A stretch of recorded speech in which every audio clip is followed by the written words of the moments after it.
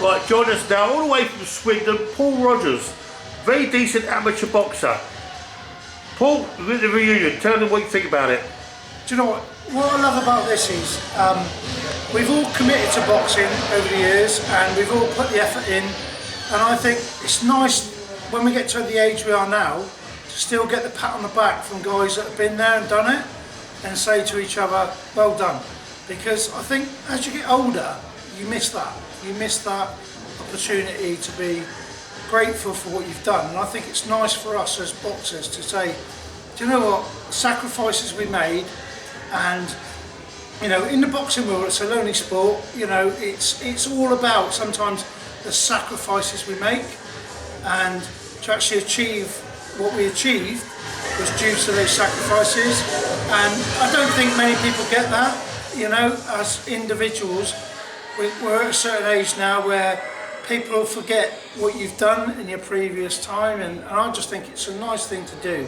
For me personally, being a boxing coach now, passing that experience on and giving those kids, you know, the inspiration, but also passing on, you know, our experiences of, you only get out of this sport what you put into it, you know. If you want to be good at something, you've got to sacrifice things and put that extra time into it, and you only get out of it what you put into it, and that's it. End of the day, that's what it is, you know. And I'm grateful to meet these guys today, and you know, there's some fantastic fighters in there, and it's nice for me to just, you know, talk about the times we had as boxers and pat each other on the back and say, yeah, I remember you were brilliant, and you know, it's just nice. It's just a nice experience to be able to do that today. So yeah, it's a great opportunity for me, you know, to just bump into people that I probably haven't seen. Some of them I haven't seen since probably 1994. Yeah, you see me for 20 years. Yeah. So yeah, I mean, I'm really enjoying myself and having a few beers, relaxing and chilling out. And I would say to anybody that has boxed for England and been at this level, you know, come along to the next one, join us, and you know, it's just a good friendly atmosphere, and yeah, just join us on the next one. Tell us about your amateur career, your highlights and lowlights, low parts of your okay, so career. Highlights were finally winning the ABA title after being beaten in three finals. What was that, 97? I won 97, yeah. So I got beat by Courtney Fry, Kelly Oliver twice, and then I finally won against Mark Krentz. And what I will say is it was a disqualification. I won the fight on a disqualification.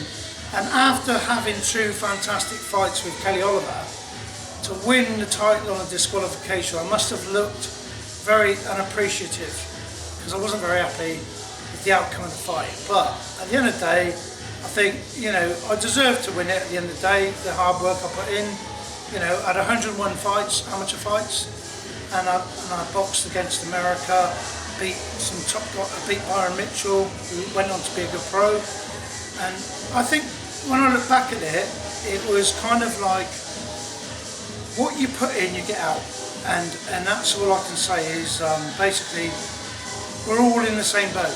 You know, we've all achieved what we've achieved because of what we put into it. And it's just dedication, hard work, and sacrifices, you know. We sacrifice food, drink, whatever. Social life, you know, family time, you know, and you have to do that. If you want to get to the top of your game, in amateur or professional boxing, you've got to make those sacrifices. And I take my hat off to all these guys that are doing well in boxing today, because they've obviously made those sacrifices. And I think, you know, for me personally, I respect those guys big time for what they achieved, because for that reason is dedication and sacrifices, you know, and putting in the hard work.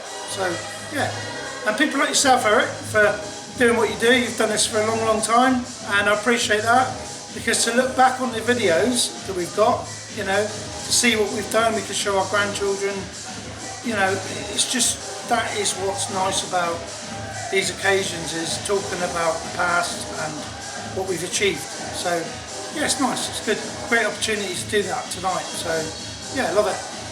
Now, as you know, the England setup has completely changed from 25, 30 years ago. We used to be in one weekend at Crystal Palace. Now, lottery funded weeks up at Sheffield. Yep. Do you think you could have been different if you had the opportunities? Oh, definitely. I think, you know, the opportunities they got today is fantastic.